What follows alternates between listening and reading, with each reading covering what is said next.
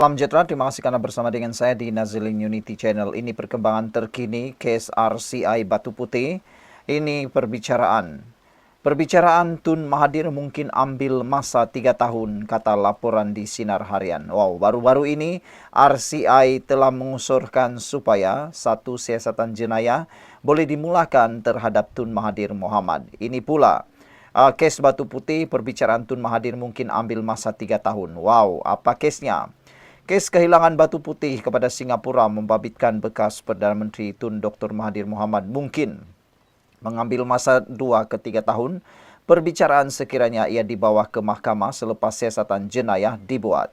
Peguam Nur Mardihayah Hawani Zulkifli berkata, tempoh 2 ke 3 tahun perbicaraan itu merupakan tempoh purata bagi prosiding bicara melibatkan kes jenayah di negara ini.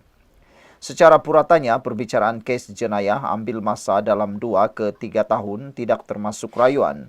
Tempo perbicaraan bergantung kepada beban kes itu sendiri, katanya lagi. Bila cakap mengenai kes jenayah, yang kita kena ingat pembuktian bersalah adalah berdasarkan melampaui keraguan munasabah. Nak mudah faham selagi mana ada keraguan dan ada pertikaian, kes ataupun perbicaraan akan jadi panjang sampailah tidak ada apa yang nak dipertikaikan lagi, katanya kepada Sinar Harian. Menurut Nur Madhia Hawani, Dr. Mahathir berisiko berdepan dengan hukuman penjara sekiranya siasatan jenayah terhadapnya berhubung kes terbabit membawa kepada pendakwaan ke mahkamah. Beliau berkata ia kerana siasatan jenayah bawah Seksyen 415 dalam kurungan B Kanun Keseksaan yang boleh dihukum mengikut Seksyen 417 dan Seksyen 418.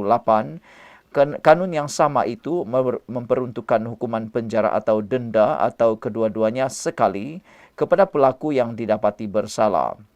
Hukuman digariskan di bawah Seksyen 417 Kanun Keseksaan ialah penjara sehingga 5 tahun atau denda atau kedua-duanya sekali jika sabit kesalahan. Mengikut Seksyen 418 Kanun Keseksaan pula, pesalah boleh dikenakan hukuman penjara sehingga 7 tahun atau denda atau kedua-duanya sekiranya didapati bersalah, ujarnya lagi. Nur Madhia Hawani berkata dalam kes berkenan, pihak RCI berpendapat siasatan ke atas Dr. Mahathir boleh dimulakan dengan Seksyen 415B Kanun Keseksaan kerana Dr. Mahathir dikatakan telah menipu jemaah menteri ketika itu. Katanya, Dr. Mahathir juga dikatakan dengan sengaja mendorong kerajaan Malaysia untuk tidak meneruskan dengan permohonan berkaitan isu Batu Putih selain keputusan pada waktu tersebut hanya dibuat oleh sepihak sahaja iaitu Dr. Mahathir Mohamad tanpa kelulusan jemaah menteri. Justru Nur Madhia Hawani berkata cadangan RCI untuk menjalankan siasatan jenayah ke atas Dr. Mahathir adalah satu tindakan yang boleh diambil memandangkan tindakan bekas ahli parlimen Langkawi itu sebelum ini menimbulkan spekulasi buruk.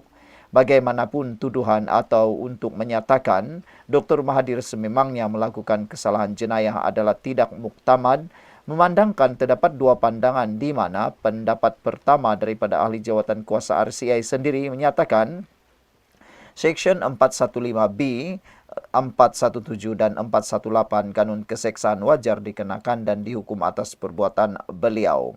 Pandangan kedua juga boleh diambil kira yang mana bekas Hakim Mahkamah Persekutuan Tan Sri Zainun Ali serta pakar perlembagaan dan pentadbiran Universiti Kebangsaan Malaysia Profesor Datin Dr. Faridah Jalil dengan tegas menyatakan tindakan atau perbuatan Dr. Mahathir hanyalah dianggap sebagai pengabaian tugas semasa memegang jawatan sebagai Perdana Menteri dan ia tidak perlu disabitkan dengan perbuatan jenayah, ujarnya lagi.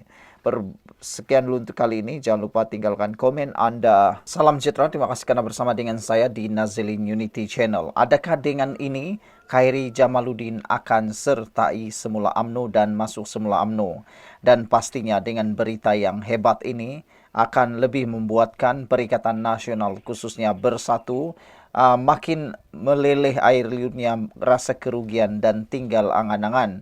Karena sebelum ini kita pernah dengar bahawa Khairi Jamaluddin pernah mau dipancing, seperti pernah mau dipancing oleh Parti Bersatu untuk menyertai Muhyiddin.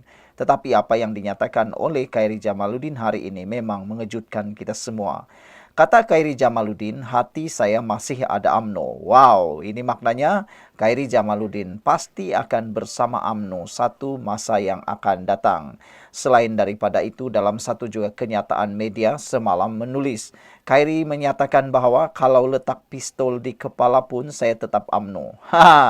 Ini satu berita buruk untuk Parti Perikatan Nasional, Gabungan Perikatan Nasional khususnya Bersatu, yang pernah bercita-cita ingin memancing Khairi Jamaluddin. Rupa-rupanya Khairi Jamaluddin masih lagi mempunyai darah DNA UMNO dan masih lagi mempunyai semangat UMNO yang paling kukuh di muka bumi. Dia kata, kalau letak pistol di kepala pun saya tetap UMNO. Banding dengan orang-orang yang lain.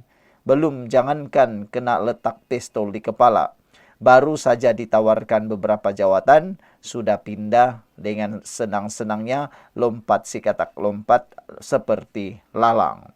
Khairi Jamaluddin dalam satu kenyataan kemarin menyatakan bahwa beliau tetap bersama dengan UMNO. Beliau mempunyai hati dengan UMNO.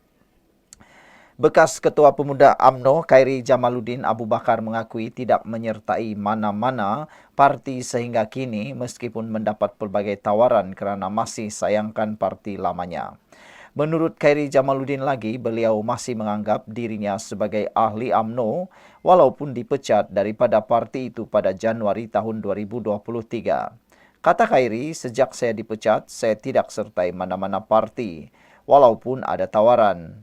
Hampir semua parti membuat tawaran secara rasmi atau tidak rasmi atau tidak langsung kepada saya dan saya tidak terima, kata Khairi lagi. Malah saya diberikan peluang untuk menjadi calon sewaktu pilihan raya negeri pun saya tak nak. Sebab dalam hati saya sebenarnya masih lagi ahli UMNO, kata Khairi. Itulah saya pernah kata sebelum ini, Khairi Jamaluddin adalah sosok pribadi anak muda yang boleh menjadi Perdana Menteri satu masa yang akan datang. Beliau merupakan prospek terbaik daripada UMNO untuk menjadi Perdana Menteri. Jika dibandingkan dengan Akmal Saleh, pada pandangan ramai netizen, Khairi Jamaluddin jauh lebih baik daripada Akmal Saleh. Akmal Saleh lebih banyak membuat kontroversi semata-mata, tetapi dari segi gerak kerja dan dari segi kualiti kepimpinan, Khairi Jamaluddin lebih baik berbanding Akmal Saleh, kata mereka. Ini dibuktikan dengan kejayaan Khairi Jamaluddin menjadi Menteri Kesehatan di era COVID-19. Akmal Saleh belum pernah mengalami masalah sebesar itu. Tak tahulah apa yang akan dibuat oleh Akmal Saleh. Silap-silap sikit, kata netizen. Jangan-jangan yang dia pandai hanya buat boikot sini, boikot sana, kata netizen lagi.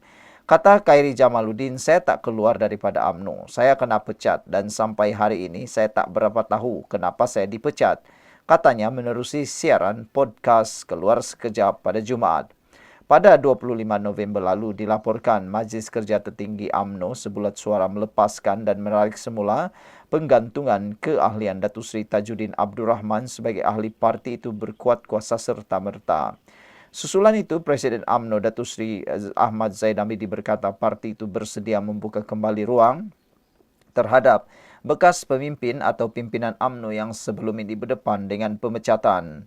Mengulas lanjut, Khairi Jamaluddin berkata beliau tidak melihat peluang itu sebagai salah satu jalan untuknya kembali ke politik supaya dapat memegang sebarang jawatan. Sebaliknya, kembali saya ke UMNO ini mesti datang dengan satu iltizam daripada semua pihak yang terlibat. Pemimpin sedia ada dan saya sendiri akan patuh sekiranya kembali kepada disiplin parti. Tetapi idealisme saya untuk melihat UMNO yang berubah lebih baik, relevan, segar dan berintegriti. Kalau saya kembali untuk jadi pak turut sahaja, saya tak mahu, kata Khairi. Kalau boleh terima saya seorang yang masih lagi setia kepada parti tetapi ada idealisme sendiri. Bukan kata saya nak pergi lawan siapa-siapa, tetapi saya ada impian untuk UMNO menjadi lebih baik, ujar Khairi lagi. Wow, ini satu yang sangat baik. Kita jumpa lagi.